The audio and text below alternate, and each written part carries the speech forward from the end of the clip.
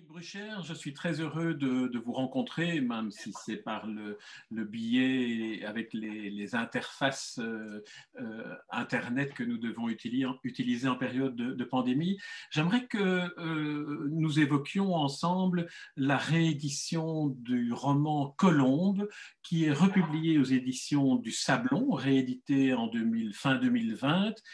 Ce roman avait été publié initialement en 2011. Alors, ma première question porterait sur cette aventure éditoriale. Comment voyez-vous aujourd'hui le roman que vous avez écrit et publié il y a presque 10 ans? Est-ce que le fait de le rééditer modifie et de quelle manière votre perception de ce roman? Bonjour, bonjour à tous d'abord, et puis merci à Jean pour cette rencontre. Euh, c'est vrai que le livre a 10 ans et le projet de le rééditer a germé finalement au mois de juin 2019, je pense bien, oui. Et donc, on était bien avant la pandémie. Et pour répondre à la question, je trouve que ce roman résonne très étrangement aujourd'hui, dans ces temps de confinement et de privation, d'ailleurs, de ce qui n'est pas nécessairement nommé comme étant essentiel. Encore que les librairies sont heureusement ouvertes, les musées, mais enfin, nous sommes privés tout de même de beaucoup euh, de dimensions qui nous ouvriraient vers des horizons supérieurs et vers du beau, pour dire ça comme ça. Et je Alors, pense que le propos de Colombe, de ce roman, est vraiment très étrangement en résonance avec ce temps contemporain, oui, à plusieurs égards d'ailleurs. peut-être pour ceux qui nous écoutent et qui n'auraient pas encore eu l'occasion de lire le livre ou qui n'ont pas pris connaissance de ce dont il parlait, enfin de ce qu'il évoquait plutôt, parce qu'on ne peut pas dire qu'un roman parle de quelque chose, peut-être dire en quelques mots qui est ce personnage de Colombe, qu'est-ce qu'on peut en dire qui fait qu'aujourd'hui il a justement cette résonance particulière? Est-ce parce que c'est une adolescente qui est en quelque sorte en recherche d'une forme d'absolu qui lui a été enlevée? Oui, certainement, hein. Donc, c'est une jeune fille, elle a autour de 18 ans, par là, Paola, que son papa surnommait Paloma, et si on traduit Paloma, ça peut donner Colombe, d'où le titre. Et au fond, elle a certainement un désir spirituel et qui se traduit chez elle par un désir de ne plus s'alimenter, de ne pas s'alimenter, ou très peu. Et à un moment, elle arrête tout à fait de s'alimenter. Et au fond, ce désir-là ne m'apparaît pas comme étant problématique ou une maladie, puisqu'enfin, toutes les religions ont intégré le jeûne dans leur tradition. Aujourd'hui, c'est en même temps, il y a une sorte de mode du jeûne, hein, de stage de jeûne, ou jeûne avec accent circonflexe, voire de détox. Et donc, il y a là un écho également à cette dimension-là. Mais je parlais des traditions et demain, c'est le mercredi de cendre qui va nous faire entamer le carême. Au fond, c'est vrai que ces périodes de jeûne étaient traditionnellement encadrées par les religions, mais à notre époque où on a envoyé paître, et pour des très bonnes raisons que je ne remets certainement pas en cause, et les religions et le cléricalisme, et à cette époque où bien sûr on a acté que Dieu, le tyran culpabilisant, est bien mort, on manque peut-être de cadres pour accompagner ce type de désir d'aspiration à une élévation et à quelqu'un qui, en effet, cherche à ne pas beaucoup manger, voire à ne pas manger. Et il faut ajouter, je pense que cette Paola arrête complètement de s'alimenter à partir du moment où elle voit des images terribles que nous avons certainement tous vues de la Shoah, des images insoutenables, des images qui littéralement coupent l'appétit. Et je pense que son désir de ne plus s'alimenter alors est une forme radicale de révolte ou de dissidence par rapport à un certain monde matérialiste, consumériste sans doute, mais aussi un monde qui a pu générer ça, l'horreur totale, l'horreur absolue. Comment accepter de participer à cela? Et encore une fois, quel est l'environnement dont elle dispose dans l'histoire pour pouvoir surmonter cet effroi et être accompagné sans renoncer à son désir d'absolu.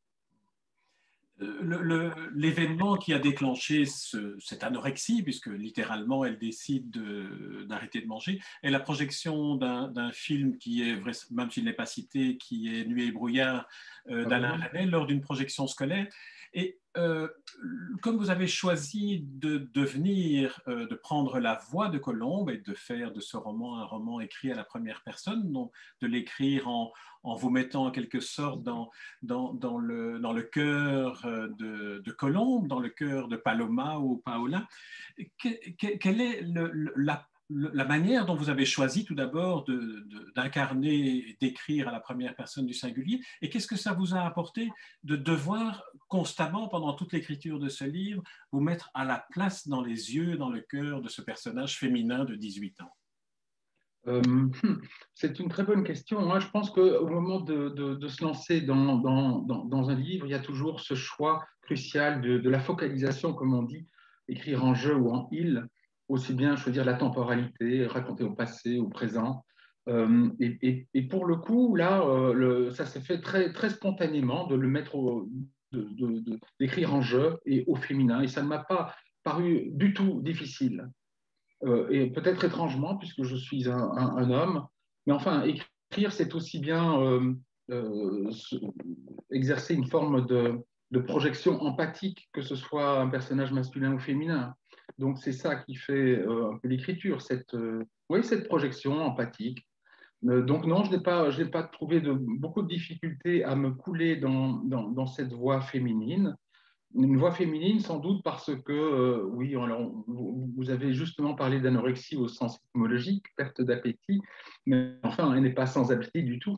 Elle a, voilà, et c'est peut-être une forme d'anorexie politique, alors pour le coup, hein, de dissidence vraiment politique ou de jeûne, de C'est une contestation. anorexie active, c'est un choix. C'est un choix, c'est vraiment un choix. Et je pense que probablement derrière toute une série de jeunes filles, puisque cette forme de dissidence se manifeste plus sous forme anorexique chez les jeunes filles que chez les garçons qui métabolisent cette dissidence, je pense, souvent différemment, de façon plus extériorisée. Mais oui, je ne sais plus ce que j'allais dire exactement, mais parce que Oui, on est parti de l'anorexie, mais ma question oui. était en quoi est-ce que le travail de l'écrivain se nourrit différemment de son histoire lorsqu'il prend le point de vue du jeu, quel que soit le personnage dans lequel il s'incarne, ou s'il prend un point de vue plus extérieur. En fait, ma question était inspirée par le sentiment que j'ai eu en ayant lu votre roman en 2011 et en l'ayant relu aujourd'hui en 2021, que ce choix du jeu détermine en partie aussi le fait qu'il est toujours aussi actuel aujourd'hui. Ah, peut-être bien. C'était l'intuition que j'en avais. Peut-être bien, voilà, sur ce plan-là, c'est vous comme lecteur qui avez davantage de choses à dire que moi, sans doute. Peut-être que la focalisation interne, donc l'écriture en jeu, donne une forme de présence, puisqu'on écrit au présent, beaucoup plus constante que la narration au passé. Oui, c'est bien possible. Oui. L'autre aspect que j'aurais voulu... Alors, l'autre chose, je voulais juste dire que, puisque vous m'interrogez sur la notion de l'écriture, je pense que pour ce roman-ci, il a fallu, et ça se fait un peu intuitivement aussi, mais enfin, si j'observe à rebours, c'est ça, il a fallu en même temps une écriture un peu dégraissée, hein, puisqu'il y a une fin qu'on s'impose, une écriture un peu dégraissée, presque minimaliste, pas complètement, mais, et c'est ce qui donne peut-être aussi au livre certains échos poétiques aussi dans ces silences, dans ces blancs, dans ces riens.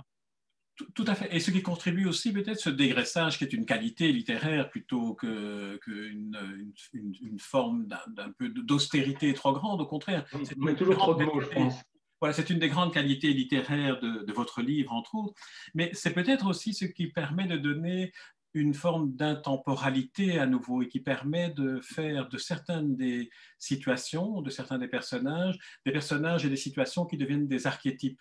Je pense à la mère, la mer du Nord. Je pense à cette métaphore de la première confrontation de l'enfant Paola avec la mer du Nord, où elle a des formules que je ne vais pas citer de mémoire, mais qui sont d'une profondeur et en même temps d'une évidence qui finalement, on a l'impression qu'elle déclenche tout le processus d'intériorisation du personnage, de sa recherche d'absolu.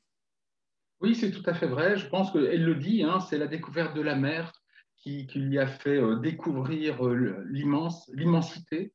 Et ensuite, elle a cherché cette immensité en elle-même. Oui.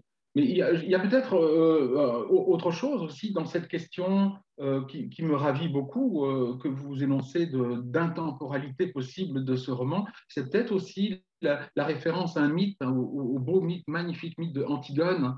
C'est vrai que Paola est une forme de petite Antigone qui lutte pour sa valeur sacrée, son désir d'absolu et qui ne lâchera pas prise. Et ça lui confère peut-être cette forme-là d'universalité. Je retrouve dans mes notes la citation que je voulais évoquer à propos de la mer. Vous dites, la mer était pour elle, enfin elle dit, le personnage dit, la mer du Nord était pour elle, dans cette première vision, l'expression vivante d'une mémoire.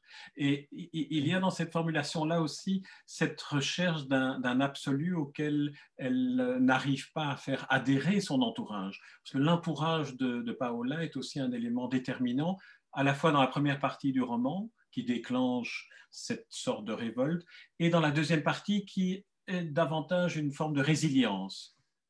Oui, c'est très juste. Je crois que c'est la question essentielle. C'est l'entourage ou l'accompagnement dont on parlait tout au début de l'entretien. Son entourage, son environnement ne peut pas entendre, recevoir euh, ce désir. Il ne signifie rien pour son environnement, tandis que dès lors qu'elle est quasiment transplantée dans un nouvel environnement, mais ce désir peut s'épanouir. Et au fond, tout cela me fait beaucoup penser à ce magnifique texte de Saint-Exupéry, Mozart assassiné.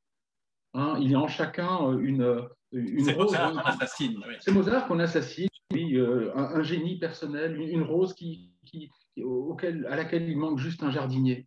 Et moins que résilience, c'est un beau mot, la résilience, et ce qu'il dénote et traduit tout à fait précieux, cette capacité de trouver en soi des ressources pour rebondir face à l'adversité. Ici, ce n'est pas tout à fait ça en réalité, parce que elle reste très semblable à elle-même, dans une fidélité presque tragique à elle-même, telle qu'Antigone, mais c'est l'environnement qui a changé. Et la question qui est posée finalement, c'est notre responsabilité relationnelle et sociétale.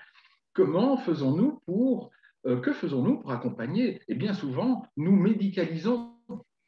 On traduit donc cela en termes d'anorexie, on médique, on donne des médicaments. Alors, va-t-on médicaliser tous nos états d'âme parce que nos proches sont incapables de nous accompagner là-dedans ou n'en ont pas les ressources pour X raisons? Oui, il y a des pages bouleversantes d'ailleurs sur l'hôpital au moment où on décide d'hospitaliser Colombe, enfin Paola, au moment du début de sa... Ah oui, et il a bien fallu le faire, heureusement qu'il y a cette hospitalisation, parce que sinon... Mais sa perception à elle de l'hôpital tel que vous la racontez, avec cette blancheur qui envahit tout et qui finalement n'a plus aucune lumière en quelque sorte, oui, très très bouleversante. comme une fausse éternité, comme un leurre d'éternité en quelque sorte, tel qui ne fait qu'aspirer à ça, à l'éternité. Mais on a parlé des mères, vous parliez de la mère du Nord, il y a la maman aussi, et puis il y a les grands-mères. Et dans cette deuxième partie qui permet à Paola finalement de se réconcilier avec elle-même, avec son corps, sa famille, son histoire, et son histoire qu'elle découvre à ce moment-là, il y a le rôle de ses grands-mères en fait. Et je pense à toutes ces vieilles personnes qui aujourd'hui sont dans leur home un peu mouroir, hein, il faut le dire, et qui sont privés de voir leurs petits-enfants, qui n'ont plus cette capacité de jouer ce rôle-là. Parce qu'il m'a toujours semblé, c'est peut-être un peu idéalisé, que les grands-parents pouvaient avoir ce rôle-là que ne peuvent pas jouer les parents eux-mêmes parce qu'ils sont pris par les réalités matérielles. Mais les grands-parents peuvent accoucher leur petit-enfant plus facilement que les parents à leur propre réalité. J'aime bien faire la différence entre les parents qui reproduisent et on reproduit peut-être toujours les mêmes schémas, et ces schémas qui, pour Paola, ont mené à la catastrophe de la Shoah, hein, ses ancêtres en tout cas. Les grands-parents, eux, sont débarrassés de la question de la reproduction par leur âge. Par contre, ils peuvent engendrer, sans doute, c'est-à-dire mener la personne à sa plénitude, à son accomplissement, par des voies toutes autres que les parents. Tout à fait. Et je pense que c'est aussi cette dimension-là qui, aujourd'hui, en période de confinement, en période de pandémie, en période de perte de repères pour ce qui constitue un entourage bienveillant, puisqu'on est focalisé sur un seul aspect de la vie. Je pense que votre roman apporte aussi une sorte de manière de relativiser les choses en parvenant à les lire formulées par quelqu'un d'autre que soi, c'est-à-dire à exercer ce rôle qu'a la littérature de permettre au lecteur de ne pas se sentir seul. Et là, je pense que beaucoup de lecteurs et de lectrices de votre livre retrouveront cette dimension de se dire, voilà un livre dans lequel se trouvent formulés certains des sentiments que je ne parviens pas à dire et en plus, je n'ai personne à qui les dire puisque les grands-parents, les personnes âgées se trouvent confinées elles aussi dans une forme d'isolement et de solitude. Alors là, c'est aussi la fonction du roman, vous qui pratiquez beaucoup les rencontres littéraires et qui êtes éditeur maintenant. Oui, oui, bien sûr. Il s'agit les romans nous servent à habiller de mots, habiller de langage nos émotions, nos sentiments, et de pouvoir nous les reconnaître et les apprivoiser. Hein. Donc, je pense qu'en effet, c'est la fonction des romans, d'une part, de découvrir l'altérité d'autres mondes que le nôtre et de découvrir ce qui restait jusque-là une altérité, c'est-à-dire une part ignorée de soi-même en pouvant les nommer. Mais c'est vrai que j'ai eu des retours bouleversants par rapport à ce livre. Vous savez que ce livre a été utilisé en thérapie d'expression auprès de jeunes anorexiques. C'est tout à fait bouleversant. Peut-être que plus facilement les jeunes filles sont touchées, puisque l'héroïne est une jeune fille, mais j'ai eu toute une série de retours et qui m'ont rassuré, je dois dire aussi, parce que au moment de publier le livre, évidemment, j'imaginais bien, je me rendais bien compte qu'il y avait quelque chose de périlleux à aborder, quelque chose qui n'est pas loin de l'anorexie, alors que c'est quelque chose que je n'éprouve pas. Par contre, ce que j'éprouve, c'est le désir, c'est la toute première phrase du livre que je me suis dit à moi-même, et que parfois j'ai envie de boire le ciel et de ne plus manger. Hein, et donc, ce désir de ne plus manger, je le connais bien, c'est de là que je suis parti.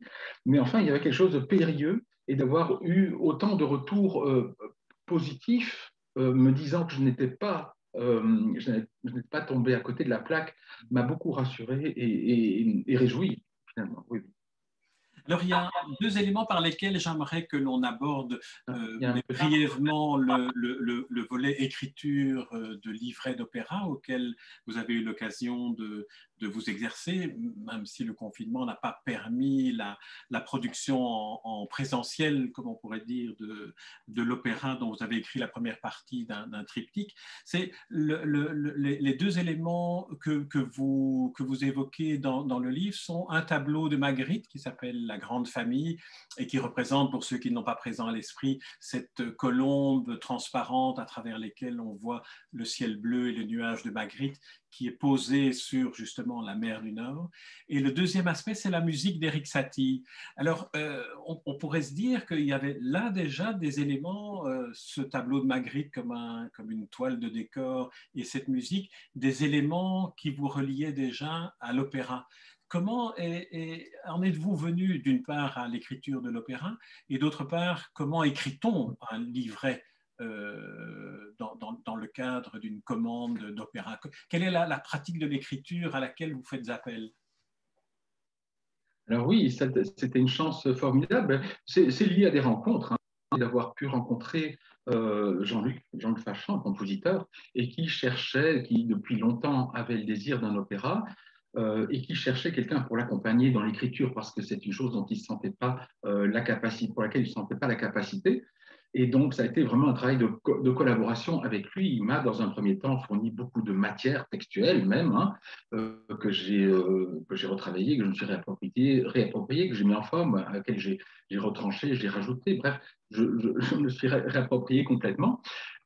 Et puis, en cours d'écriture de la musique, puisque le livret a d'abord été rédigé, et puis Jean-Luc s'est mis à la composition de la musique, mais en même temps qu'il compose la musique, eh bien, ça fait bouger le texte, évidemment. Et donc, c'était un travail de collaboration permanent, constant, durant tout l'été dernier. Tout à fait passionnant. Et c'est une première, pour répondre à la question, c'est une première grande différence avec l'écriture du roman, c'est que là, et en tout cas, pour cette expérience-ci, cette forme-ci d'opéra, en tout cas, c'est l'expérience de la collaboration. Quand on écrit un roman, on est seul avec sa plume devant ses pages. Et là, c'est vraiment un travail de collaboration et d'échange permanent. Et cela est tout à fait passionnant. Et pour le deuxième volet que je viens de terminer, ça reste complètement la même chose. Voilà, Jean-Luc vient, il y a des idées, on réfléchit à tout ça ensemble, j'écris, il dit oui, ça, oui, non, oui, voilà. Là, je le sens bien au musical, là, ce soit mieux que ce soit comme ça. Donc, c'est un travail de collaboration et d'échange permanent. Et c'est ça qui en fait toute la richesse. C'est peut-être quelque chose. L'autre chose, c'est évidemment l'écriture. Évidemment, on vient de parler d'une écriture un peu dégraissée, mais c'est vrai que pour l'opéra, il ne faut pas trop de mots. Hein, il faut là aussi une écriture presque minimaliste ou rétrécie en tout cas. Hein, c'est pas et ça fonctionne uniquement sur base de dialogue. Encore que dans le cadre de l'opéra, ils se disent the end, il n'y a pas nécessairement de dialogue parce que justement c'est l'ambition que les personnages se croisent sans se voir presque ou sans échanger entre eux. Donc, voilà. Et alors, il y a aussi cette dimension que vous écrivez en français, puis que le texte doit être traduit en anglais pour la version de scène ou la version musicale. L'opéra est en anglais, donc mon anglais à moi n'est pas suffisamment étayé ou solide pour pouvoir directement écrire en anglais, donc j'écris en français et alors je le fais traduire. À la suite de cette traduction, je regarde quand même dans quelle mesure cet anglais-là sonne convenablement. Je suis soucieux de la sonorité de la langue et donc voilà, je procède à certaines petites modifications tout en vérifiant avec la traductrice si tout cela reste bien correct. Oui, c'est aussi un travail intéressant, très passionnant dans la traduction. Et alors, évidemment, en français, il y a parfois des jeux de mots, des jeux de sens qui sont difficilement traduisibles dans une autre langue. Donc, il faut trouver les formulations les mieux adaptées. Et tout ce jeu-là sur la langue est passionnant. C'est une toute autre forme d'écriture que le roman. Hein. Mais voilà, j'aime à des formes variées et diverses. Alors le deuxième volet, vous nous disiez que vous êtes en train de le terminer. Il y en aura un troisième. Est-ce qu'on pourra voir sur scène, à votre avis, l'ensemble des trois, puisque le premier n'a pas pu être... Le premier, voilà, lorsque Peter de Caluet de l'Opéra Royal de la Monnaie nous a dit OK, on était fin mai dernier, et donc on avait un ancien projet qu'on a dû retravailler. Et donc au mois de mai dernier, j'ai retravaillé le texte, Jean-Luc durant tout l'été, et Ingrid von Wantok-Rikowski à partir de la mi-août. Elle a eu 3-4 semaines pour la mise en scène et le film. Mais d'emblée, c'était une version toute particulière, on va dire Covid-proof, puisqu'on savait bien qu'il n'y aurait personne en salle. Donc l'opéra a été donné en live, en direct, les 12 et 13 septembre, avec tout le danger du live toujours dans l'interprétation, puisque toute la version orchestrale est live, mais en même temps que cette dimension live était mixée un film préenregistré, un film muet préenregistré qui baladait les protagonistes dans tous les bâtiments de l'opéra, de la Monnaie, comme dans un labyrinthe. Hein.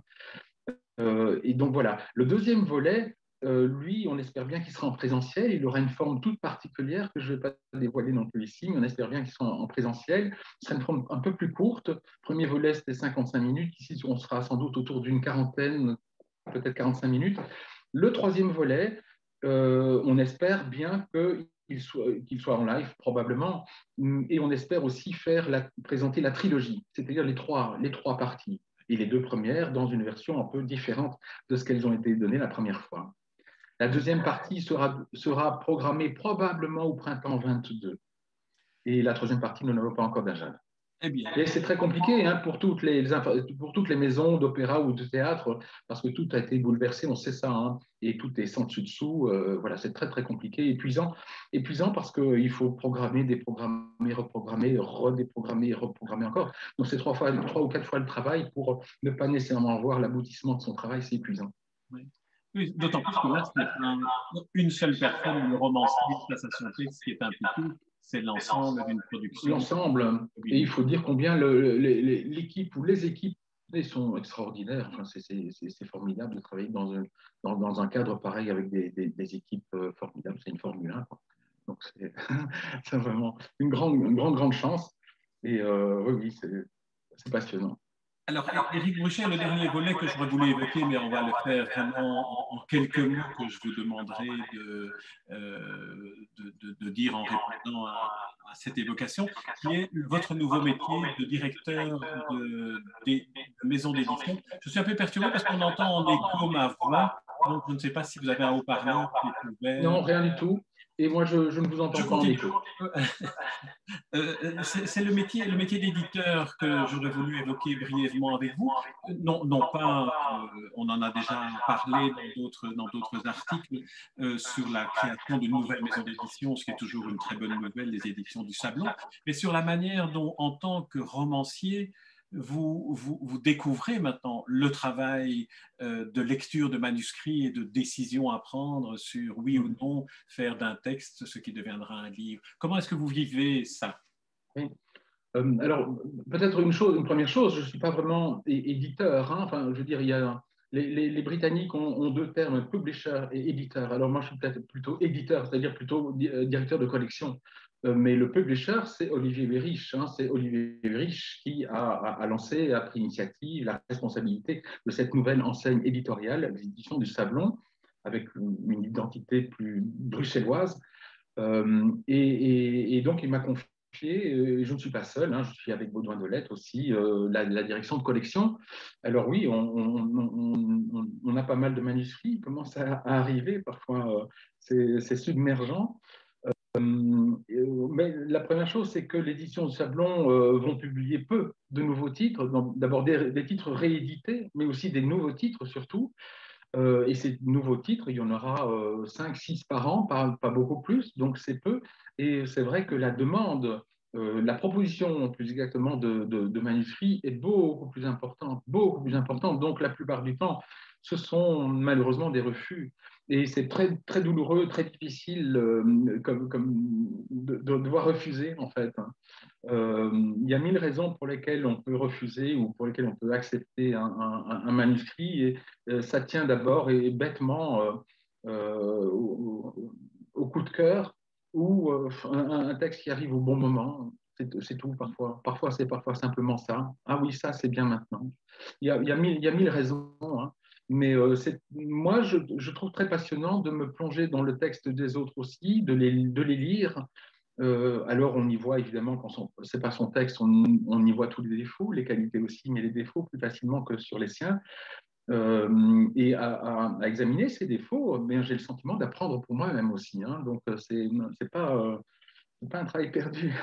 Mais je ne peux pas dire par ailleurs que ce soit un métier. C'est une activité que j'ai de façon parallèle à l'écriture, notre rapport à l'écriture, mais ce n'est pas véritablement un métier, hein, puisque c'est pas sur cette base-là que l'économie repose. Très bien. Éric Bruchet, c'est un plaisir de vous rencontrer. J'espère qu'il sera renouvelé lors des représentations à la Monnaie des deux volets qui manquent encore au oui, critique. Jean, une chose que je peux dire encore pour cet opéra, hein, tous ceux qui l'ont raté en septembre, ils peuvent toujours le voir gratuitement hein, sur Arte Concert, sur le net. Hein. Arte Concert, ils tapent Arte Concert, Is This the End hein, est-ce que c'est la fin en anglais?